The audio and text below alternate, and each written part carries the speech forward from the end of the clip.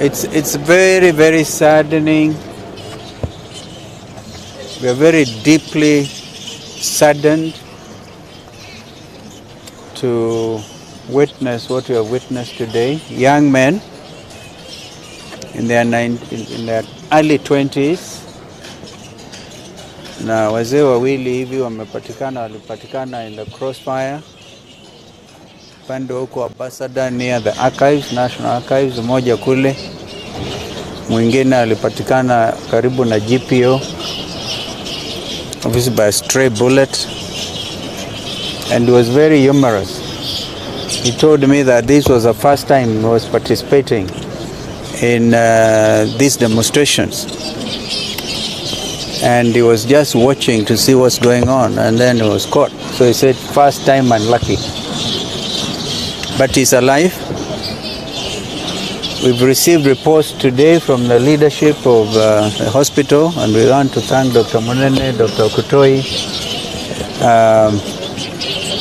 and the administration of this hospital for receiving and treating scores and many, many Kenyans. We received a report that over 200 people were brought in. Unfortunately, 2 of them were dead on arrival and 3 died while receiving treatment. And that is one wing that we visited. So you can see, you can begin to imagine the trauma, the suffering by the Kenyan people and this nation. As we speak, we have a nation that is deeply troubled, deeply insecure. I don't think there's any Kenyan who is feeling happy today. I don't even think William Ruto himself is feeling happy because of the shocked he was. Because as a parent, how does he wake up every morning and imagine what happened?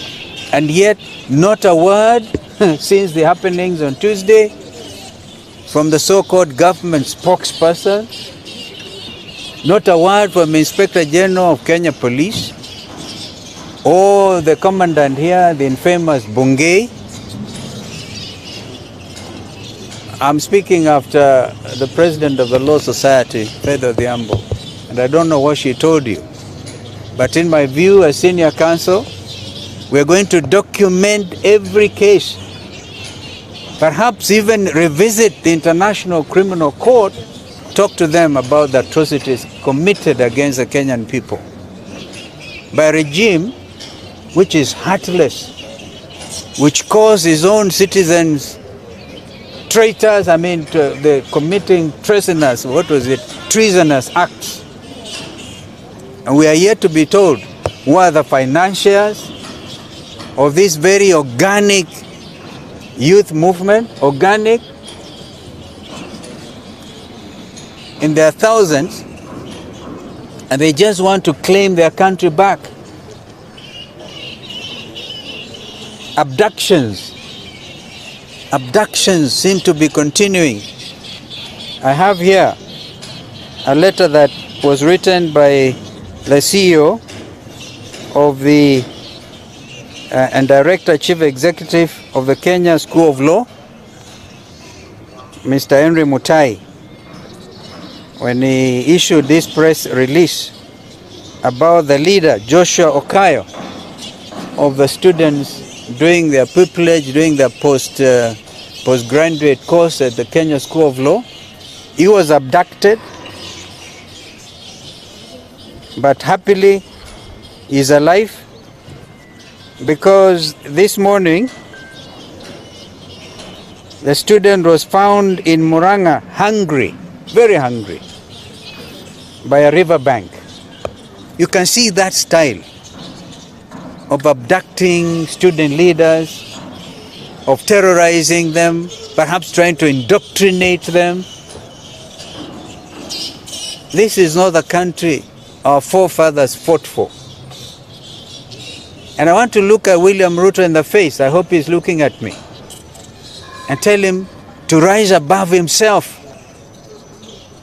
and realize he has instruments of power and order the stoppage of killing of young Kenyans. It is obvious he must have given the directive, shoot to kill. Because those snipers would not have blown up the young brain we saw at the mortuary the other day. He's one of the two people who arrived here dead on arrival because his brains were blown off. So this cannot continue. In a democracy, it cannot continue. And by the way, I want to ask William, is this a democracy or a military dictatorship? Kenya is asking all these questions. They deserve straightforward answers, and they want their country back.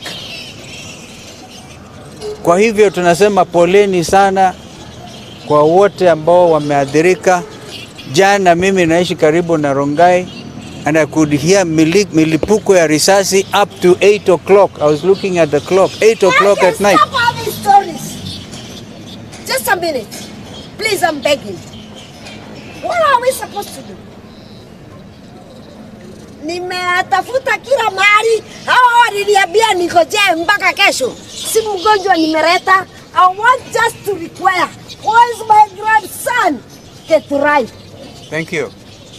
Kutoka Githurai huyo mama. See how spontaneous. Anatafuta mjukuu wake kutoka Githurai. How many others are crying like that?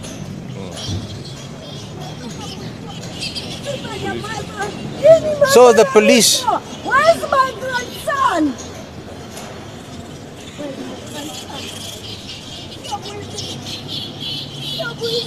Where's my grandson?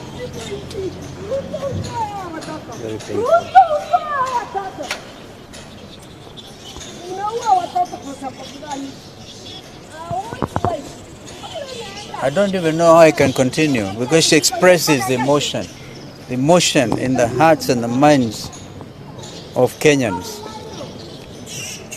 It is possible for people who have negative energy to think we may have even asked that huyo mama Shushu kuja alia hapa.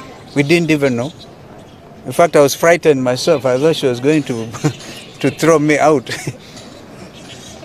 But that is reflective of the anger, the anguish Kenyans are going through. But I want to say one thing. God is on the throne. God will save our land. He will not allow this country to go down by people who want to demonstrate opulence. Young people are saying, even if you are stealing our resources, please don't vomit on our shoes, as one time Edward Clay, the famous British High Commissioner to Kenya, said. Yani munakula mpaka munatutapikia. Vijana wamesema la. And I think that for me, what has happened in Kenya is a real reawakening.